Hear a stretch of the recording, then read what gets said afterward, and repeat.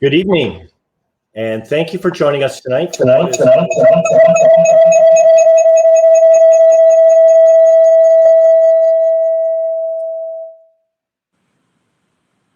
try that again.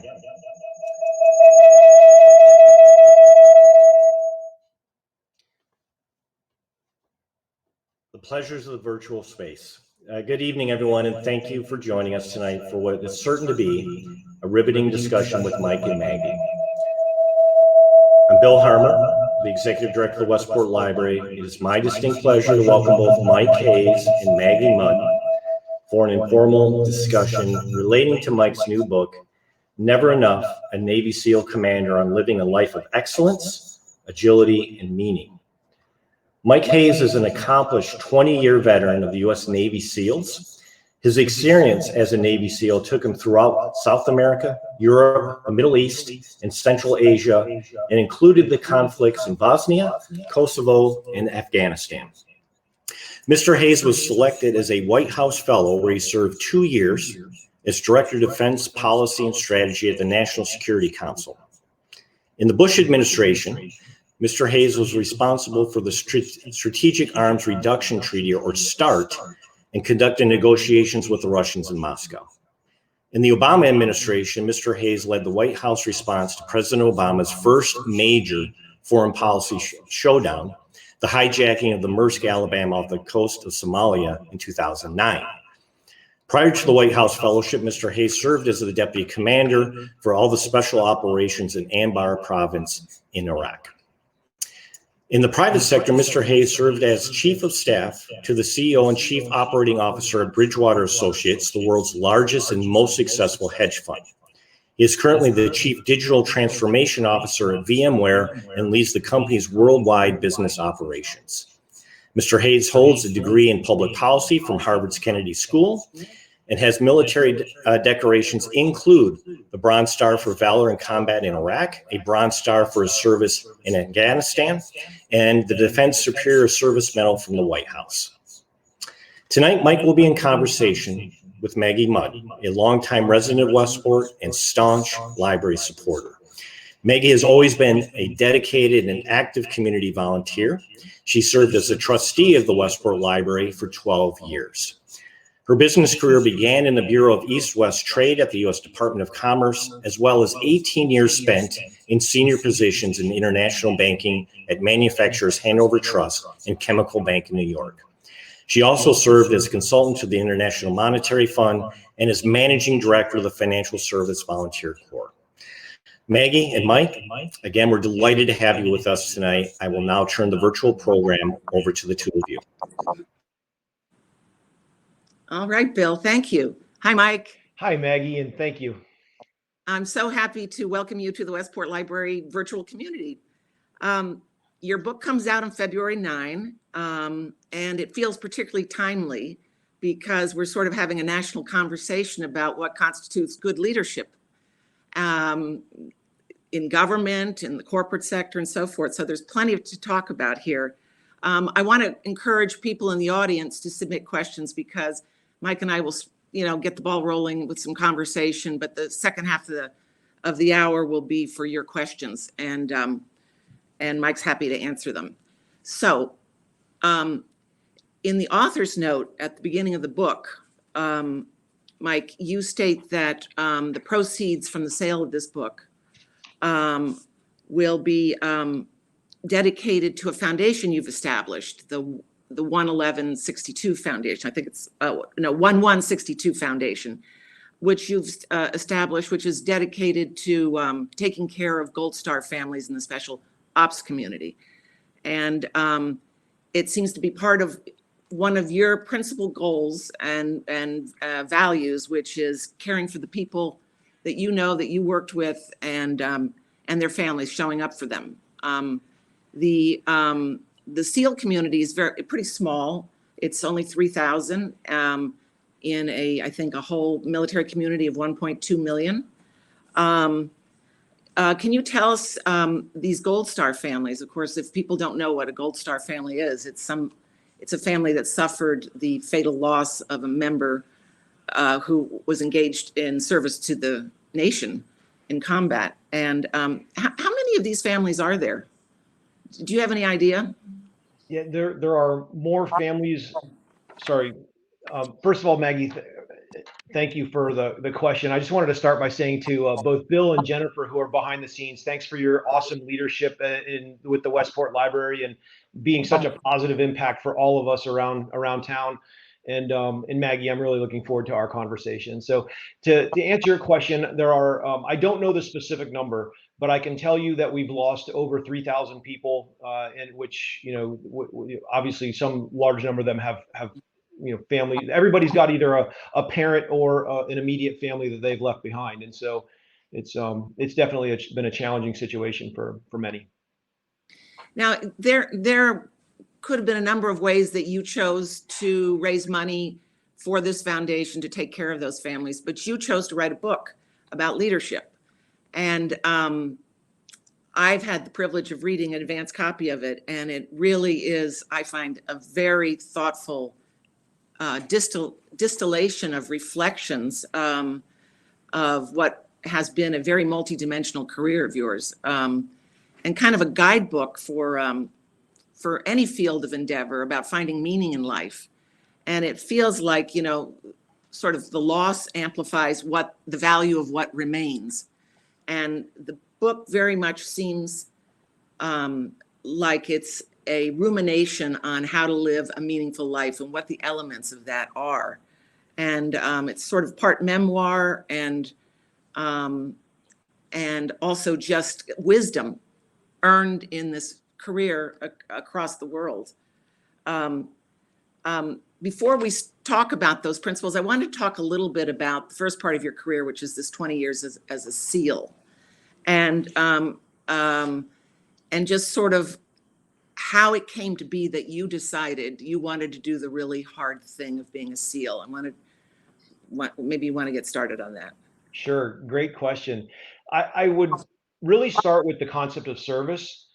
To me, I've grown up in a family where my grandfather was at Pearl Harbor on that infamous day, December 7th, 41. Father was a career military officer. But more importantly, I grew up with an extended family that always thought about service and how to make the world better. And ultimately, that's what Never Enough is. This is one of my ways that I've intended to give back to the world. And like all of us do, I'm so proud to be a Westport resident because there are so many people here who are so incredibly, mindful of what we have and how much of an impact we can have in the world. And so for me, Maggie, I tried to distill the things that I've learned in my life in ways that are relatable. There's not a lot of people who are going to be SEALs or who are going to run meetings in the White House Situation Room and have that, candidly, that privilege. Don't get me wrong. I've had lots of hard days, really, really hard days. I've buried about 40 really close friends. I've lived the highs and the lows of everything that our nation has asked of its people. And like you said, I live now a life of what some people would use the word obligation. For me, it's a privilege to be able to try to take care of those who are left behind with the ultimate sacrifice. But ultimately for me, I think it was entering into the military and the SEALs, leaning into the hardest challenge I could find. I was a 93 undergraduate. I'm, pre 9/11.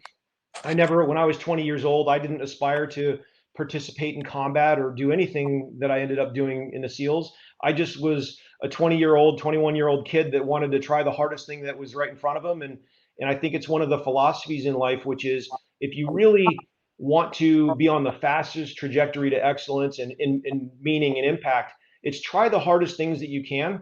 And then you're either going to succeed or you're going to fail. If you succeed, great. It's awesome. But if you fail, then it's only failure if you fail and don't learn.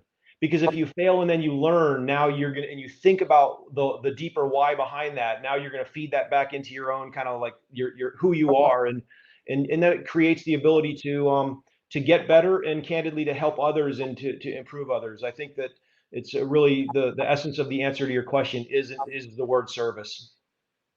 Now, you came to the SEALs through the you were an ROTC student at Holy Cross, and the year that you're fine, and you say in the book that you didn't have any particular, as you said earlier, any particular inclination to do this at first, but you went to the funeral of a young man who had been an ROTC and person at Holy Cross who had joined the SEALs, and you went to his funeral when you were a freshman, and you were really impressed by the cohesiveness of the SEAL community. Yeah. Yeah, for my freshman year in college was 1989, the year we invaded Panama. And one of those SEALs who was killed on Patia Airfield was a guy named John Connors, a man I never knew. He was 5 years ahead of me, so we didn't overlap. I was simply a freshman in the back of the church who observed an incredible community and an incredible celebration of life, and of course, an incredibly sad situation. One that words that my grandfather told me as I was growing up was, Mike, don't die for your country, go on living for it. And I thought, that was just a one day of the life that makes a mark on you. And I didn't decide to be a SEAL until 3-4 years later, when I was really a rising senior in college. But when I thought back on what that community was, it really is truly a special community. But we're all parts of special communities, whether it's Westport or professional things or things that we do. It's how do we really contribute to our communities in ways that can lift each other up. I like to say we're the average of the people we hang out with. And so my whole life I've tried to hang out with people who are smarter, faster, and stronger. It's pretty easy for me to do that, and everybody pulls me up. But in different ways, I do try to use the experiences and learnings that I've had to pull others up as well. And so again, just a very special community. Well, it's interesting because you do mention Holy Cross throughout the book, and it seems like that sort of Jesuit ethos of service is very much infused in your worldview. And you say in the book that in your senior year, you were invited to this offsite with a priest from the campus, and it was devoted to the spiritual exercises of Saint Ignatius of Loyola, which was 5 days of silent contemplation, and that you emerged from that with a kind of clarity of vision that this is what you were going to do, and you were going to do it because it was the hardest thing imaginable. Yeah, I think it was even harder just to stay silent for 5 days. I think that was harder than SEAL training, just to be clear. But no, it was I was fortunate. I was at a hockey game at there are probably families that don't need to hear about parties and stuff like that. But I was a fun-loving college student who was at a college hockey game and got tapped on the shoulder by a priest who was part of the college and said, Mike, we just had somebody cancel these exercises. They only take 30 or 40 people per week, and said it's your turn to go. I really think you should do this. You'll get a lot out of it. And I was kind of like, do I really give up one of my 4 weeks of Christmas break to go do this thing? And it's one of those things that you want to say no to, but you have to say yes to. And it really did really help me to center and to think about what I wanted to do for the future, and figure out candidly at age 20 or 21, whatever it was, to think about how to have the biggest impact. And yeah, that's where I made my decision to lean in and at least apply to SEAL training. Certainly doesn't mean you're going to get in. It was one of, let's say, either 16 people in the whole country in the officer program from ROTC that got selected to go, and then my class started with 120 guys and 19 finished. It's the real deal when you're going through that. Wow. So began a 20-year career in the SEALs. And as Bill Harmer said, you were in hotspots all over the globe. But early on, when you got out of SEAL training, I guess you spent a few episodes in Latin America where you were going and helping in the training of kind of counterpart groups that had been established in those countries. And the SEAL way of life is like to confront everything with superior firepower, and here you were in Lima, Peru, coming out of a restaurant unarmed with a colleague. And what happened? Well, first of all, you've really read the book. You did miss violence of action. That's the third thing. Violence of action. That like those are the elements of a good ambush. It's Yeah. surprise, superior firepower, and violence of action. And so we were down in South America in 1996 doing what SEALs do during peacetime, which is train other organizations, other elements, other countries to be able to take care of their own problems. Look, in the SEALs and in the military, DoD writ large, our job is to not be needed. When you're a younger SEAL, you really, or anybody in the military, you just want to get in the mix and use the training that you've gone through. But once you go through real things, you start realizing, be careful what you ask for. And as you get older, you get wisdom, mostly through mistakes. It's a collection of learnings from mistakes, but you get wiser and you learn how to only assume risk that is worth assuming. Well, this particular night, to bring it back to your question, was a night where a friend Ken and I were literally just out having ribs at an American, rib restaurant in Lima, Peru. Got completely hijacked by police that were, regular police car, uniforms, same as police. I was driving the car. These guys jumped out and they had those three elements that I previously mentioned. And, the only option we had was to comply. And then, I'll never forget, this guy finger off the trigger, hit me in the head with his muzzle. And I was lucky that he didn't, accidentally pull the trigger. Then we got interrogated and driven around. And one of my learnings in that event was that I really could have bailed out of that car and left my friend Ken in that car. So I knew I could have lived, but then Ken probably would have been killed. I couldn't know that for sure.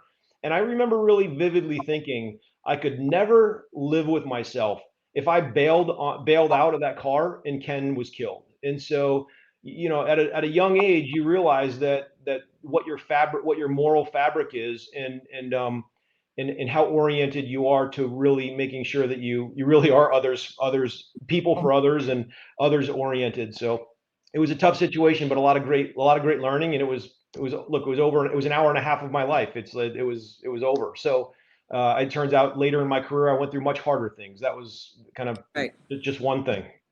So that was like, you were like 24 years old or something like that. Sounds 25. about right. Yeah. So that was a real stress test of your values and this whole idea of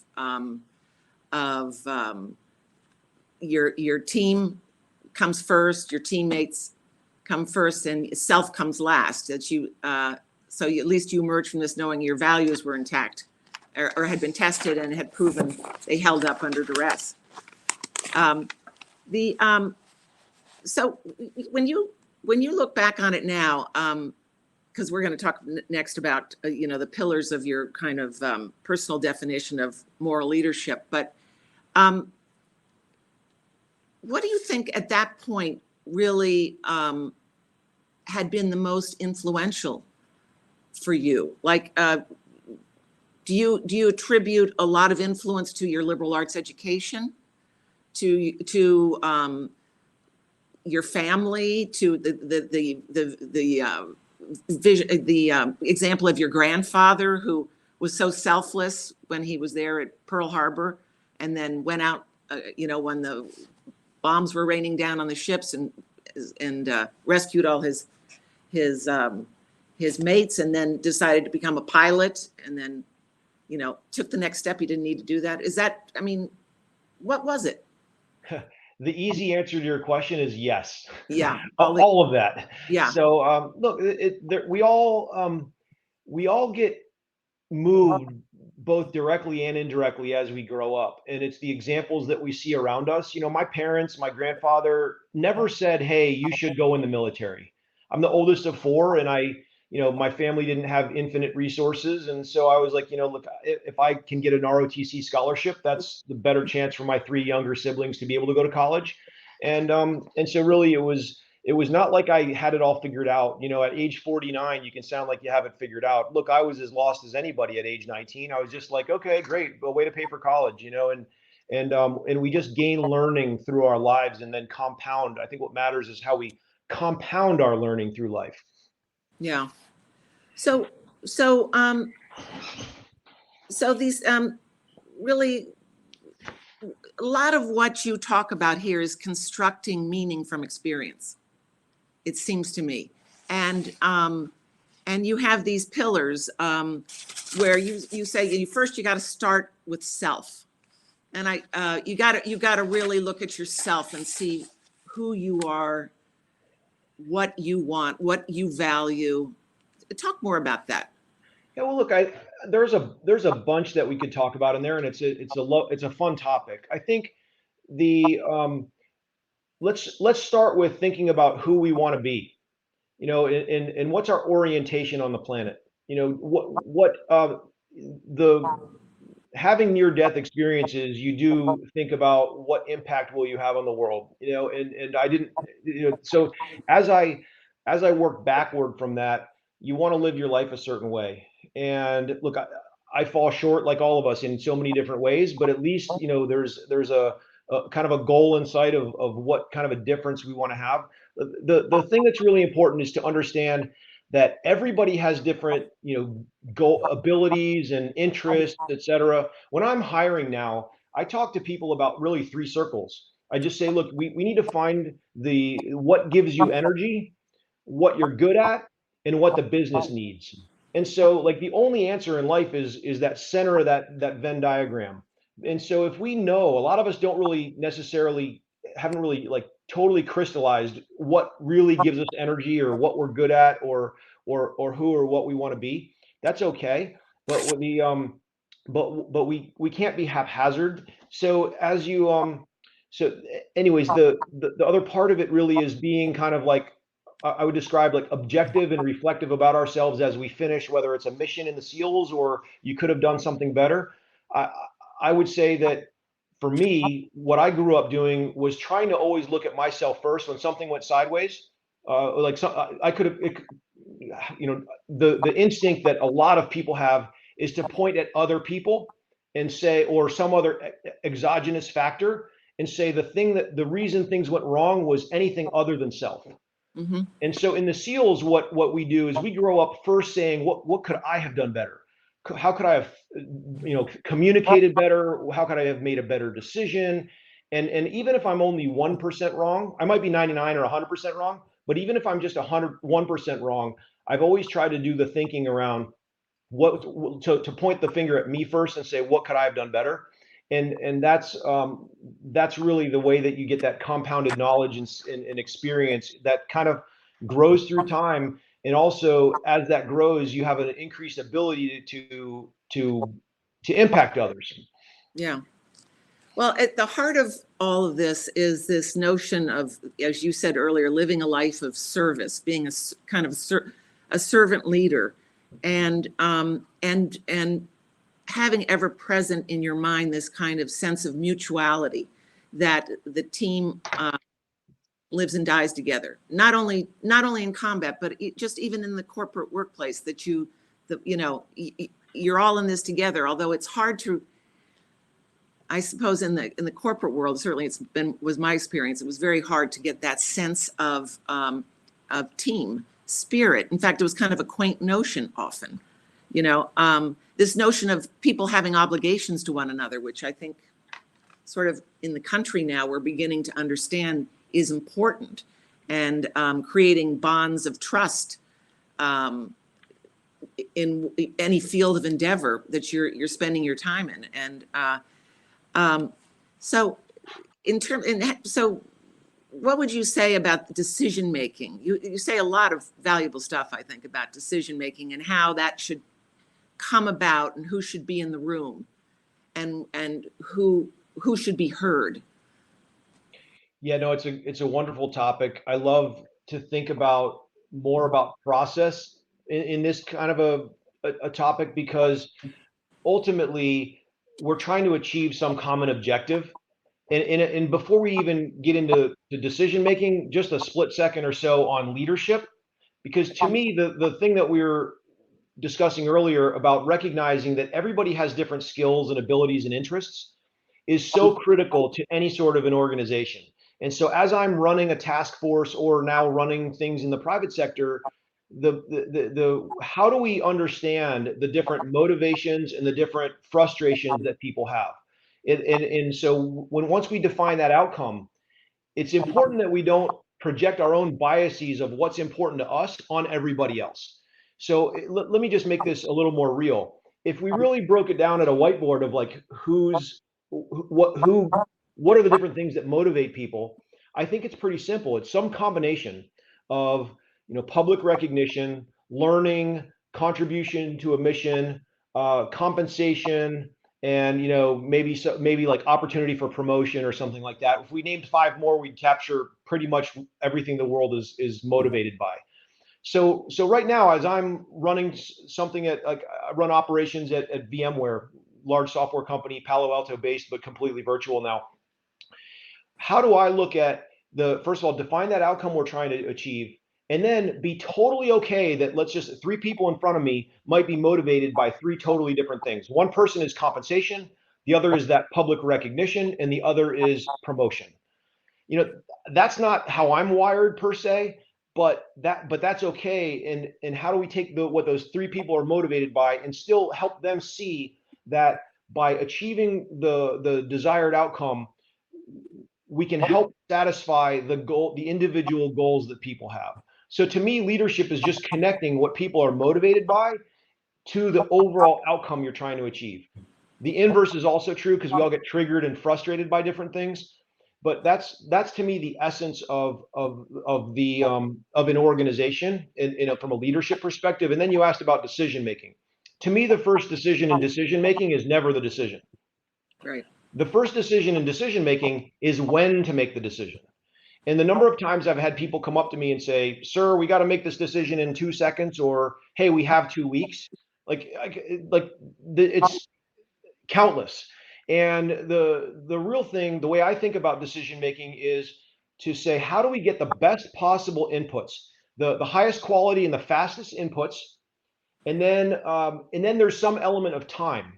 At some point, more time waiting for more inputs flips that value proposition, and waiting for more information actually starts costing you more than the benefit associated with getting more information. It sounds a little bit mathy, but really all it is there's an inflection point where getting more inputs is no longer valuable. That's when you want to make your decision.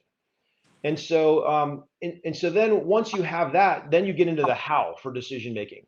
So as I was running a task force of multiple thousands of people in Afghanistan, I was the person that decided if we would drop bombs on people. It's not something that I raised my hand and I'm like super proud of. I'm not proud of it either. It was what the nation called for and needed. And so my job was to make sure we didn't harm anybody who shouldn't be harmed. There were a bunch of really bad people who were doing bad things to good people, and our mission was to stop that. And so that's a decision that, man alive, you do not want to get wrong. I've made that decision more than 1,000 times, and sometimes in less than 30 seconds. And so now what's important in decision making to me is to recognize that I'm an input and the decider. So I might have a strong view as an input, but how do I surround myself with people who don't think like me as other inputs, and then agnostically look at all the inputs so that we can make the best possible decision as a system. And so we talk a lot about diversity in the workspace now. Totally critical, because we have to surround ourselves with people that think differently, that have different experiences, because the number of times out of that 1,000 where I had a lawyer or a public affairs officer say, "Hey, sir, did you think about this?" And I was like, "Oh, you know what? Actually, that's a pretty good thought. No, I didn't think of that." We're human. What do we see? I'm holding my hands back. Maybe we can see 250 degrees or something. None of us can see exactly behind us. We have these blind spots. And so it takes teammates to see in our blind spots. And it's no different with decision making. And so how do we surround ourselves to see in our blind spots and have a culture where we want the input, and we don't have, and also not have the ego where when somebody else is giving a different input, that you actually welcome that different input and see it as helpful, not combative or something that is bringing an organization down. So when you can celebrate that diversity, then you can really ultimately, as a system, make the best decisions. I know it was a long answer. I'm sorry for that. No, but it's really, I'm passionate about this topic. Yeah. And so in all of what you said, how do you make room or allowances for like gut feel or instinct? No, instinct is just pattern matching from things that you've seen over your life. Yeah. Of course, there's hard data. just like in any decision, you want quantitative and qualitative inputs. Yeah. And so if even now in business decisions or something, sure, most things can get distilled to data, but there's also some sort of a gut feel. And the reason that we have gut feels is because we have experience. And those experiences are subconsciously matching patterns that you've seen through your life that lead to different places. You know, you talked about Bridgewater. Working at Bridgewater was awesome in so many different ways. I'm sitting in Campo Beach right now. It's, you know, one of the offices is a mile and a half from me here, just off of exit 18. Yep. You know, one of the things I learned from one of the senior people at Bridgewater was really to separate your data from your logic, from your synthesis, because then you have to unpack the data you're looking at. Then you have to articulate the logic that you're applying to the data. And then you have to say where that leads you. And that way you can have kind of a constructive conversation to say, hey, no, knucklehead, I think you're looking at the wrong data, or no, dummy, that's the wrong, I'm not saying like dumb, but like that's not the right logic. Or the third thing you can say is when you apply that logic to that data, I think it actually leads you to a different place than you're getting to. But those are constructive conversations, just like when you're thinking about, you know, trading markets. Not like I'm not Mr. Financial Wizard. I worked at Bridgewater, but everybody there is smarter than me with markets. I was on the management side. The thing that I saw so many people do so well was to really get into that blind spot that I was just talking about before by doing that thing that I've just described, by unpacking what you're seeing and what you're thinking, because it really enriches conversations. It's ultimately the same thing I did in the SEALs my whole life growing up, long before getting to Bridgewater. You know, the time is going by so fast, and I have so many other things I want to ask you. But the one thing I do really want to ask you is, you know, reading about your experience in charge of all the special ops in Southeast Afghanistan, in the heart of the Taliban area. You actually were even headquartered in the town that was the birthplace of Mullah Omar. But I would love to hear you talk about the kind of interagency collaboration and intelligence sharing that you had to do there, because here you were in command of all special ops, and you were working in concert with a whole alphabet soup of government agencies outside of that domain. And I just can't imagine the the dimension of that challenge for everything you've just talked about. It was quite a challenge, but here's the thing. When you align everybody on the same goals, the work gets a lot easier. You know, when I walk into companies now and I say, who's in charge of what we're not doing? Or nobody raises their hand, you're like, well, okay, who's thinking about the biggest picture, about all of the opportunity and all of the risk for any organization is in that unknown quadrant. Right. And so if I take 15 of the top executives from any large company and say, what's the vision statement, or where are you going? There'd be a decent amount of overlap, but I can almost guarantee you every organization on the planet doesn't have perfect alignment from across everybody. It takes a lot of work to stay aligned with where you're going. One of my econ professors said in grad school, you know, Mike, beware of fast trains to the wrong station. You know, and so, you know, like, how do you make sure you're going to the right train station? And so that's, I think that then the next part of your question is really ultimately about respect for people who are different. You see, when, like, I grew up as a SEAL, I'm no more important than anybody else in that whole organization. And so understanding that that people choose different paths, they have different, again, gifts, abilities, interests, etc. How do you respect that different people pick different paths, and then align all of that toward that common goal that we previously described? Yeah. So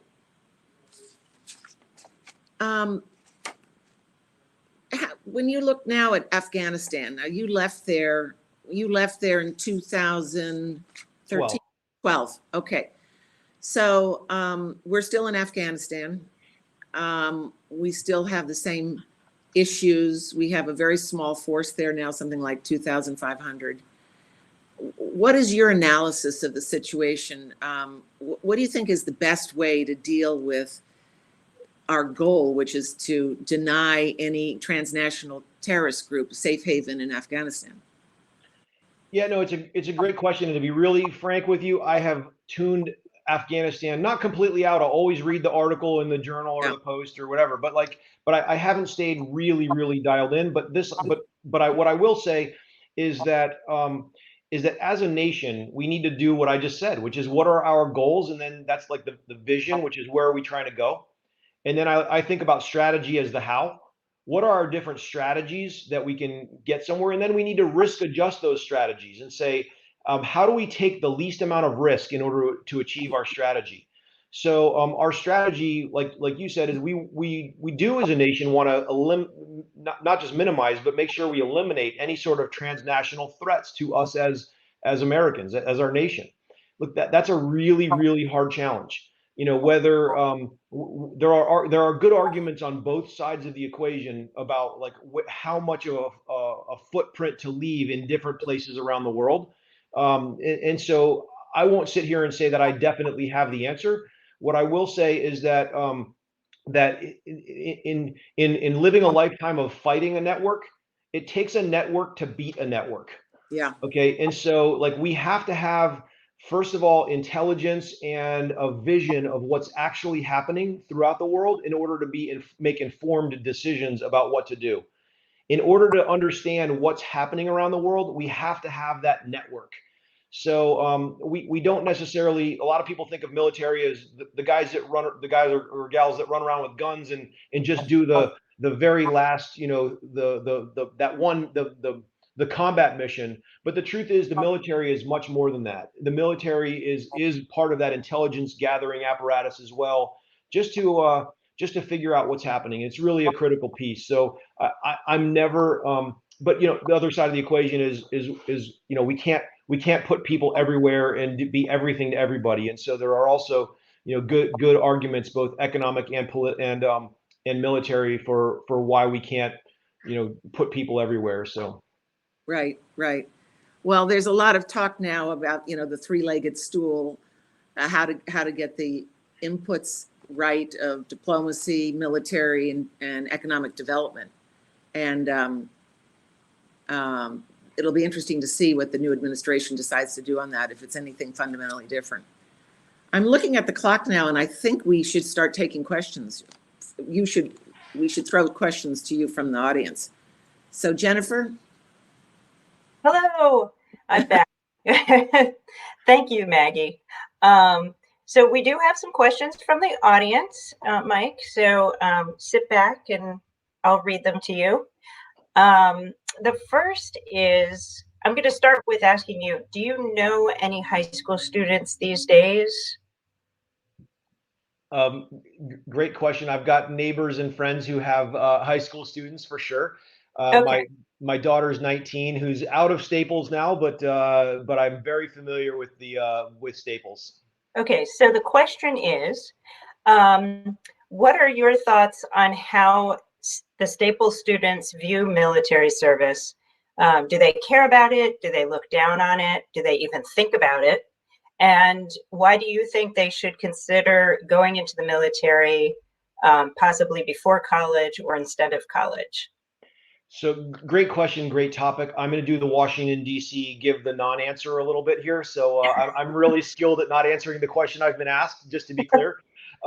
Look, I don't know enough Staples students to really answer with a real conviction around that answer. But here's what I will say that I think does get to the essence of the question.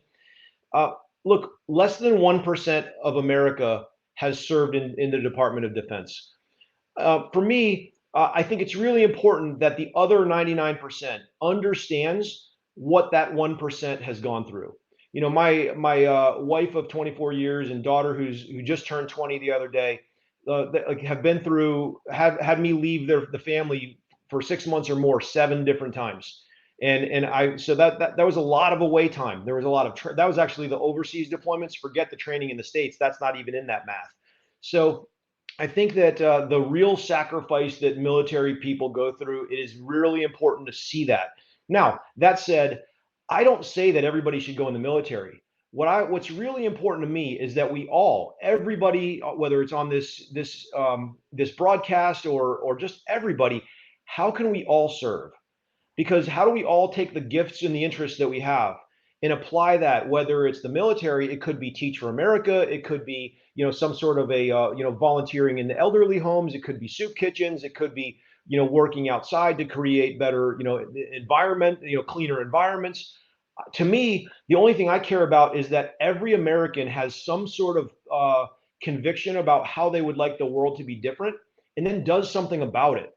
That's what service is. People say, "Hey, thanks for your service." Well, what I'd like to do is I say, "Well, thanks for yours. I'm not sure exactly how you do, but I sure hope you do." And so like what is that? And that's really, really important. I think that it's really a shame when people think that making the nation and ultimately the state and our communities and our neighborhoods making better is something that other people are supposed to do. Absolutely not. It has to start with us. And that's what's really important to me. Great, thank you. So this next question is about PTSD. Pamela would like to know, do you think it's an unavoidable byproduct of the active military experience, or is there a training that can help you to avoid it or lessen the PTSD? It's a great question. And I can't answer really firmly about the science behind it, but here's what I do know is that I know a lot of people who have post-traumatic stress. I like to drop the D off of there. I think the military community has really tried to eliminate the word disorder from that, and rightfully so. It's just post-traumatic stress. It's not a disorder. A disorder is a pejorative word. And so, look, I've been shot at, I've been rocketed, I've helped amputate a teammate's leg. I've been all of these different things. I've been through lots of ups and downs. Look, there's a morning or two here or there where I wake up too early thinking about friends that I've lost. And is it inevitable? I think it depends a little bit on what you do in the military. Not everybody's experiences are the same. Not everybody is putting on their kit and going out and doing the same thing SEALs do. That said, everybody who signs the paperwork to enter the Department of Defense is signing up to take risk, to take asymmetric risk for the nation. And so it's not like one community is better than the other or anything. I'm not saying that at all. What I'm saying is that different people get different exposures. And I think that people have different, tolerance might not be the right word, but it's kind of what I mean, meaning like, how much can you take before you really get into you have post-traumatic stress? I have a lot of friends that have really very openly struggled with it because of missions that they've gone on, things they've gone through. And, I talk about Gold Star families. Those are families who no longer have their loved ones here, whether it's, husbands or fathers. But at the same time, there are way more people who bear the visible and invisible wounds of both of the wars that we've gone through. And those are people that we really need to keep in mind and help to be productive members of society as best we can. So you brought up the Gold Star families. Would you like to tell us a little bit more about how the proceeds from this book will go to helping those families? No, I'd love to. Thank you for asking. Look, I know, like I said, way too many families that have serious needs. And I've started a 501c3 that frankly, unless you're really good at drilling into the IRS's website, you won't find. We don't have a website. We don't have any fanfare. What I just have is a method of very quietly taking care of families. A lot of charities, after they do something nice, they need the picture or the article in order to post and then get more donations, etc. That's not me at all. I really know these widows are people that I really do know personally, and I can tell you, flying down and looking a woman in the eyes who's lost her husband and saying that you don't have a mortgage anymore is just, it's one of the most powerful things you can do. And there's some help that's like, hey, go away for weekends and you do this or you do that. Those are all wonderful. I try to make real impact that's going to last for a lifetime. And and I'm not judging. There's all kinds of different ways to help. My way to help has been to go deeper with fewer. And so that's my hope with this book, is that it sells very well. And because all of my profits are going to go to the 501c3. And we've paid off 5 mortgages. Or actually, we're doing our 5th right now. There was a woman who lost her husband, who I knew, in the middle of the Afghanistan war. She has 4 children, started her own business, was doing okay, lost her business during the pandemic, and didn't own a home, and was being helped by other members of the SEAL community. So we actually just went under contract for a house on Saturday, and I'm in the process of closing on that house, and now that family has a place to live together. And the quote from her, so moving. She said, "I literally think you saved my life." It was really cool. Great. So for those of you at home, I'm just going to point out at the bottom of your screen, there is a link to go to purchase the book, and Mike has signed book plates. So the book comes out next week. So be patient. But if you order a book through this event, like he said, we'll be all helping those families, and you'll get a book plate signed copy. So just a little plug there. Now I have a few more questions from the audience. Are there any parts of SEAL training that you still apply to your everyday? Absolutely. I still apply every bit of it. And let me describe. It's foundational. SEAL training is about leaning into hard things, like I said earlier, and then learning. And so that's just, I think, it's just how to live your life. Now, one of the things I do describe in the book was an incident where in training, the instructor said, "Okay, you got to run 2 miles as fast as you humanly can." And this is, Coronado, California. You wear long pants and boots everywhere. You run your 2 miles, and I don't know. When you're 20 or 21 or whatever, you're a lot faster than when you're 49. But I think most of us ran that in like 10, 11 minutes on the sand. Really, you finish really totally. You left it all out on the field. And what happened is we got back, and the instructor said, "Okay, you're the worst class ever. You're the worst class we've ever seen. You got to go run it again, and you better beat your last time." And so part of SEAL training is like, how do you act in that moment? Do you get deflated and demoralized? And how much do you let that negative emotion of having to go do something really hard again affect you and get in your head? You just can't. You just got to tune it out. It's just the next thing you need to go do. There's plenty of missions that I was on in real life that were way harder than what I'm describing in training.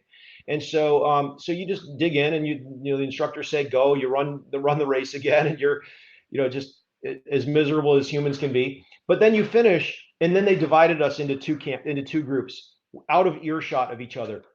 And we didn't know what the division was. It's just like, so the instructor said, look, to one group, and I don't even remember what group I was in, but to the group that beat their previous time, they're saying, look, like, how could you possibly beat your time the second time around? It means you didn't run hard enough your first time.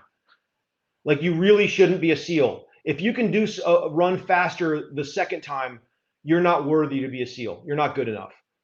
And then you can imagine what they're saying to the other group. If you can't dig in and do even better the second time, you're not good enough to be a SEAL. You really shouldn't be here. And so no matter what, there are lessons in that, which you can't let people get in your head. You just go out and you do the best you can, and it is what it is. And so some of the lessons from SEAL training are really become part of your character and part of your DNA. At this point in life, when you get stretched and you get you get stretched and you get comfortable, you get stretched again, and you get comfortable again. You keep stretching your limits further and further, and not only do your limits get stretched and further, you become more capable. You also, more importantly, start learning how to live, how to act, how to think, how to be logical, how to communicate when you're totally uncomfortable and at that edge of human misery. And so in those really hard situations, how do you still think clearly, and how do you still treat people really well? How do you communicate well? And so when things get really hard, I'm really good at staying totally calm and thinking about, okay, what's the least bad outcome here, and how do we achieve it, or how do we communicate and treat people well? It's just something that is really, I think, could be really relevant for all 325 million Americans. So we have another question about that sort of training. It comes with a bit of background. The audience member is Serbian American and originally from Belgrade. This person was already in the U.S. when Serbia was bombed in 1999, and it was challenging to process that the adopted country is waging war against the original country. So how do you prepare yourself and your team that the enemy is truly the foe on the other side? Wow, I'm not sure I totally followed that one, but no, let me answer like this. That was a complicated situation, and in Bosnia, our goal in Department of Defense, in the military, and in the SEALs is always to avoid conflict at all costs, and then when there is conflict, how do you get through it as quickly and decisively and cleanly as you can. So, our national security decision-making process decided that, that Milosevic back in those days was basically doing bad things to good people. How do we stop him? And then people created a plan. Military leaders created a plan for how to stop him. And like I said before, how do you take the least amount of risk while trying to achieve your outcome? There were people that were, much more senior than me at that time. In 1999, I was 6 years into the SEALs. I was not, at the level that I was at later on, making those decisions and running meetings in the White House Situation Room. But at that point, 6 years in, you're trusting your chain of command, if you will, and your civilian leadership to have made great decisions, and then do your absolute best to never harm anybody who shouldn't be harmed, and to try to create a situation on the ground where you can get back to stability and peace and prosperity as best and fast as you can. Okay. You've been a part of so many successful different teams. What makes a good team? And what advice do you have for steering your team through challenging times, like, say, I don't know, a pandemic? Yeah. So look, that's a great question, and there could be 1,000 answers. Let me just give the first one that came to mind. I'm not even saying it's the best answer. The thing that's really important in a team is that everybody on the team knows that the credit or the blame will be proportionately shared. In other words, if you succeed, everybody succeeds together. If you fail, everybody fails together. If there's a perception that, that after an event, that either the credit or the blame will be disproportionately placed on one or some group of people, that can really erode a team and break it down. So the first thing, like in the SEALs, we just know it's just like so imbued in us, like whoever, we are going to win or lose together. Sure, there are individual things that people do and choices people make, but at the end of the day, it's the togetherness and the teamness that really sets the team up for success. So I think that's probably the first thing. Now, the pandemic, how to think about resiliency. Look, this isn't easy. These things, you can really give like platitudes and cliches and say, just keep picking yourself up and, get up and keep driving forward. No, I think the most important thing is really about compassion, empathy, care. It's about looking out for teammates. It's about, look, we're all gonna have different bad days.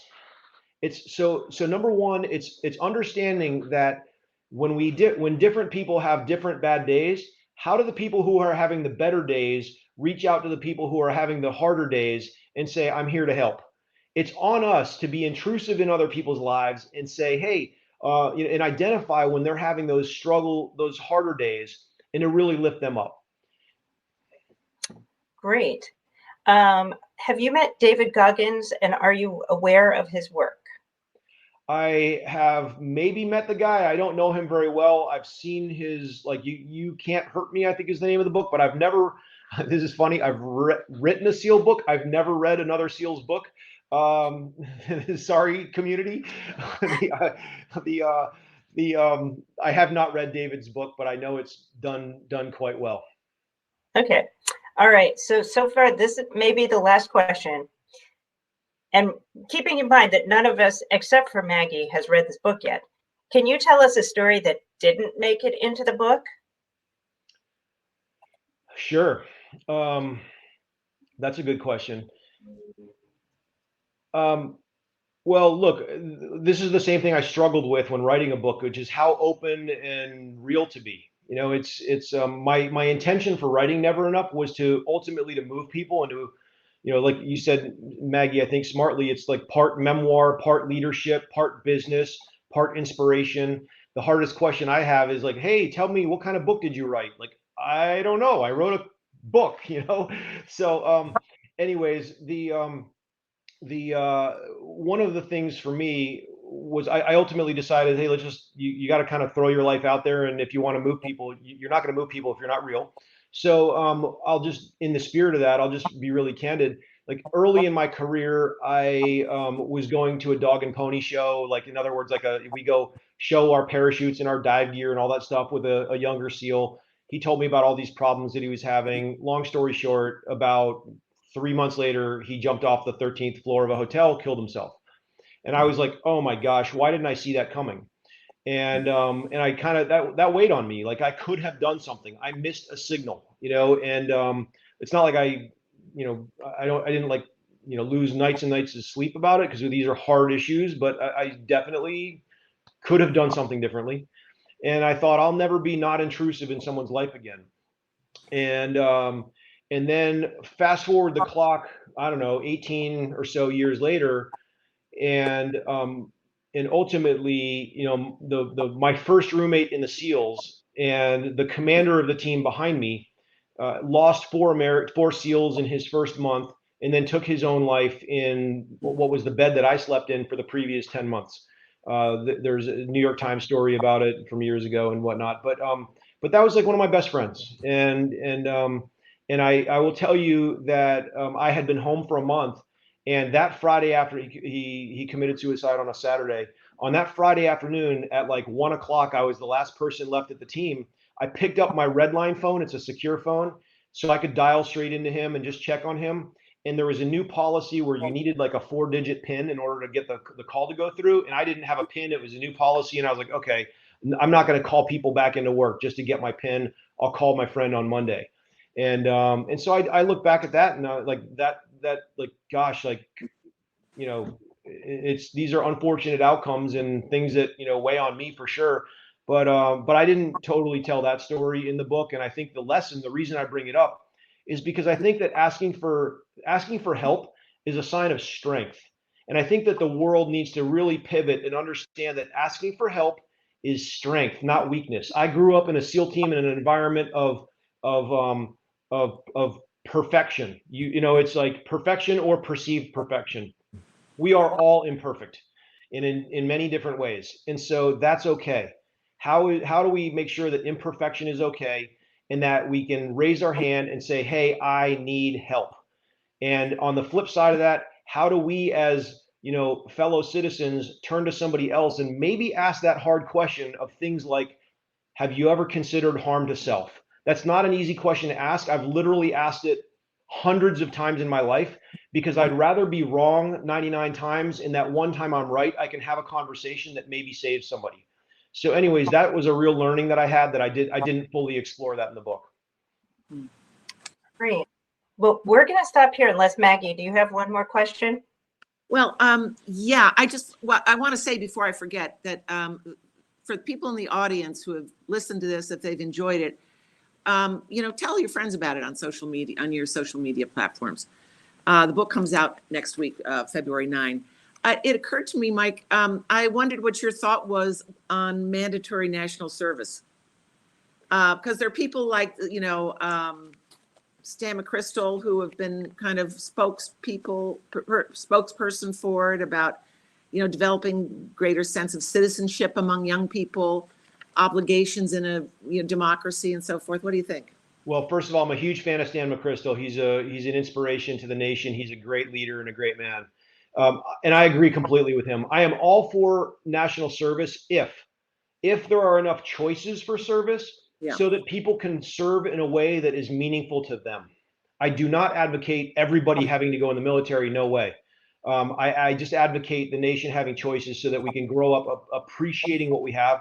I think the concept of ownership is really important. And when you serve, you actually start acting much more like an owner. I'd love for all of us to own the nation. I also really appreciate the call out for social media and whatnot. Look, I greatly appreciate, if you Google Never Enough, and I think Macmillan is the publisher, there's a site that has like, whether it's your favorite platform for buying the book.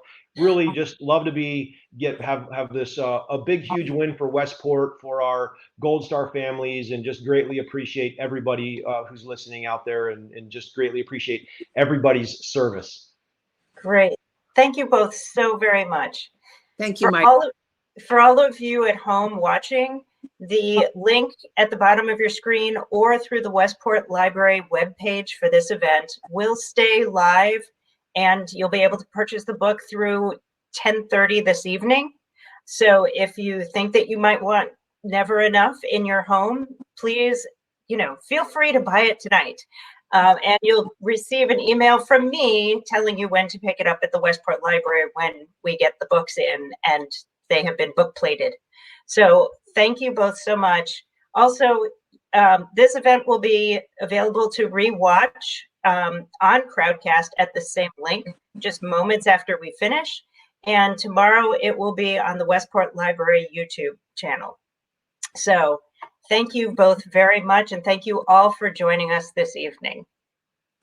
Thank you, Mike. Thank you, Jennifer. Thank you, Jennifer. Thank you, Maggie.